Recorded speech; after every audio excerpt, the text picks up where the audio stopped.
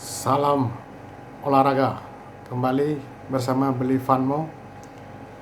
Saya akan mengulas pertandingan nanti malam Piala Dunia 2026. Tapi sebelum mengulas itu, saya akan mereview di video saya selanjutnya hasil-hasilnya ya. Kemarin benar ya analisanya, Ceko lawan Afrika Selatan, saya memprediksi itu akan draw. Terbukti hasilnya draw. Lalu Swiss Bosnia ya, saya menyampaikan bahwa itu Swiss akan menang, bahkan bisa lebih dari 1 gol. Terbukti ya, pesta gol Swiss atas Bosnia 4-1. Dan terbukti lagi Qatar, wakil Asia ya, dibombardir oleh tuan rumah Kanada 6-0 ya. Itu main Qatar itu seperti permain parkam ya, bahkan harus mematahkan kaki Kuni pemain Kanada yang harus absen. Diprediksi di beritanya itu bisa sampai 4 bulan.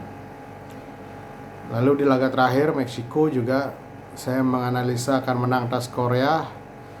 Terbukti Korea pun main bertahan, akhirnya Meksiko berhasil mencuri gol lewat blunder ya, kiper Korea berhasil Meksiko menang 1-0. Untuk laga nanti malam itu ada 4 pertandingan. Yang pertama itu adalah tuan rumah ya, Amerika versus Australia ya. Ini dua tim sama-sama menang.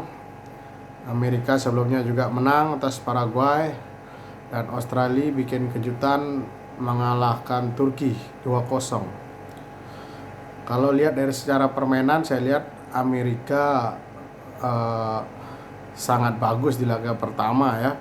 Itu saya lihat Balogun itu yang ex Arsenal itu bagus sekali permainannya sebagai striker. Dan kuncinya Amerika pada saat menang atas Paraguay itu saya lihat karena berhasil mencetak gol di babak pertama ya, sehingga beban sebagai tuan rumah di laga pertama itu bisa hilang dan muncullah gol-gol selanjutnya. Sedangkan Australia lawan Turki, kita ketahui ya, Australia bermain sangat-sangat bertahan ya. Gol-golnya itu gol murni counter attack, dan saya kira di laga itu Australia murni menang karena efisiensi permainannya, efisien ya. Dia sedikit mendapat peluang tapi bisa cetak gol. Sedangkan Turki saya lihat salah strategi. Maksudnya salah strategi itu adalah di awal-awal itu Turki setelah kebobolan dari Australia itu malah main crossing ya. Main crossing itu Australia punya 3 back yang tingginya itu semua di atas 190.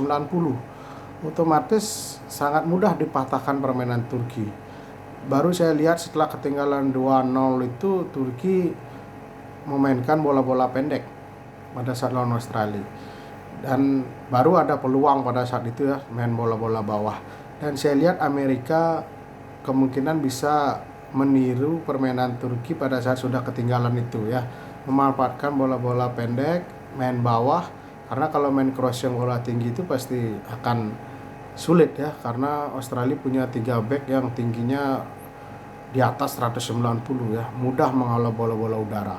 Dan ini Amerika punya itu ya, lewat Pulisic ya, dan juga Weston McKennie di tengah itu di tengah yang saya kira dia suplai bolanya itu lebih senang dengan tembakan jarak jauh atau juga dengan bola-bola pendek. Sedangkan Australia saya lihat sudah megang 3 poin. Saya yakin Australia akan bermain sama seperti pada saat lawan Turki ya. Dia akan lebih condong bertahan, mencari hasil seri, siapa tahu bisa buat kejutan, bisa mencetak gol seperti pada saat melawan Turki. Tapi saya lihat ini laga yang akan ketat dan mungkin tidak akan terjadi banyak gol. Tapi saya masih memfavoritkan tuan rumah Amerika akan menang atas Australia ya. Dan prediksi saya laga ini ya maksimal akan terjadi 2 gol. Kemungkinan akan skornya ketat ya, tapi masih mengunggulkan tuan rumah Amerika. Laga kedua ada Skotlandia versus Maroko. Nah, ini di grup dengan Brazil ya, bukan grup sama Amerika. Itu saya lihat kejutan ya, Skotlandia sampai saat ini memimpin dengan 3 poin, Maroko bersama Brasil punya 1 poin, dan Haiti 0 poin ya karena kalah dari Skotlandia 1-0. Ini saya lihat Skotlandia menang atas Haiti 1-0 itu susah payah ya.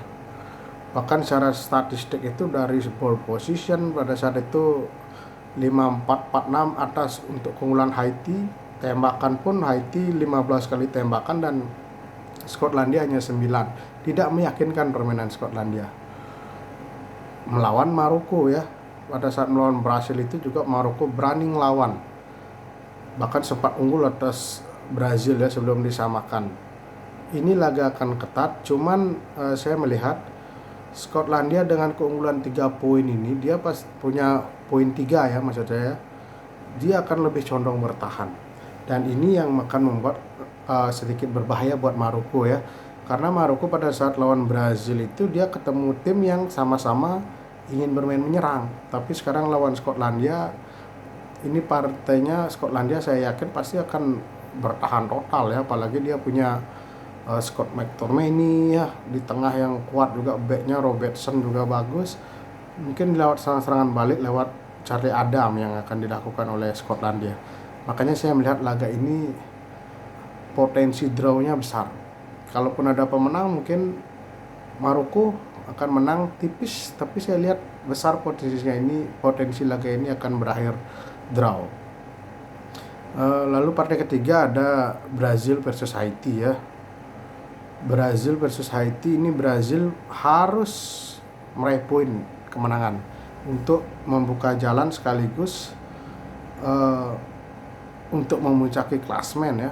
Karena kalau Brazil gagal lagi meraih 3 poin ini akan berat. Kalaupun lolos mungkin jadi peringkat 2 atau peringkat 3 terbaik, di babak 32 besar lawannya bisa berat ya. Makanya Brazil akan porsir kemenangan. Cuma lawannya ini Haiti. Haiti ini memang kelihatannya seperti negara yang akan jadi bulan-bulanan gol, tapi ternyata lawan Skotlandia membuktikan ya, Haiti tampil berani, berani pegang bola, terlihat dari penguasaan bolanya 54% dan banyak melakukan tembakan, walaupun itu banyak tembakannya tidak mengarah ke gawang, tapi 15 tembakan ya, itu membuktikan Haiti berani coba, berani membuka peluang. Cuman sekarang saya lihat Brazil ini lawan Haiti kuncinya dia harus berani memaksimalkan skill individu. Terbukti pada saat lawan Maroko begitu Vinicius melakukan skill individu terjadi gol. Karena kalau mengandalkan main passing itu kan sulit juga ketemu Haiti yang saya yakin mungkin bisa 6-7 pemain akan bertahan ya Haiti. Tapi saya lihat ini Brazil tetaplah Brazil, calon favorit yang diprediksi sebelumnya saya bilang salah satu kuda hitam ya. Dan ini bermain di benua Amerika dan pelatihnya juga Carlo Ancelotti sudah punya mental juara. Saya lihat Brazil ini akan unggul, bahkan saya melihat lebih dari 1 gol akan unggul Brazil atas Haiti. Ya, karena pasti semua pemainnya ingin membuktikan kemampuan Brazil dan untuk memastikan Brazil bisa jadi juara grup di grup D ini. Lalu laga terakhir itu ada Turki versus Paraguay. Ini akan jadi laga yang tricky buat Turki ya. Pada saat lawan Australia sangat menggempur Turki, cuma saya lihat itu salah strategi, dia malah memain-mainkan crossing dan mudah dibantahkan. Lawan Paraguay pun saya lihat itu seperti itu ya, karena Paraguay juga pertahanannya rapi. Itu ada Alcaraz yang biasa main di Liga Inggris, backnya itu pasti akan kuat kalau Turki masih mengandalkan crossing dan bisa lewat serangan balik Almiron itu juga akan bahaya.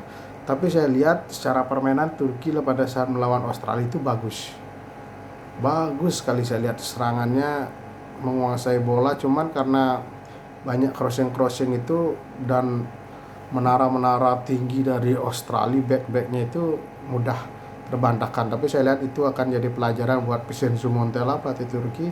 Pasti akan bermain bola-bola pendek ya, karena dia punya Hakan Çalhanoğlu, punya Arda Güler ya, yang bisa menguasai lini tengah. Ini Turki versus Paraguay. Saya melihat laga ini akan dimenangkan oleh Turki, mungkin dengan skor tipis ya. Itu mungkin keempat prediksi saya. Jangan lupa subscribe Beli Fanmo di YouTube, like dan bagikan video ini. Salam olahraga.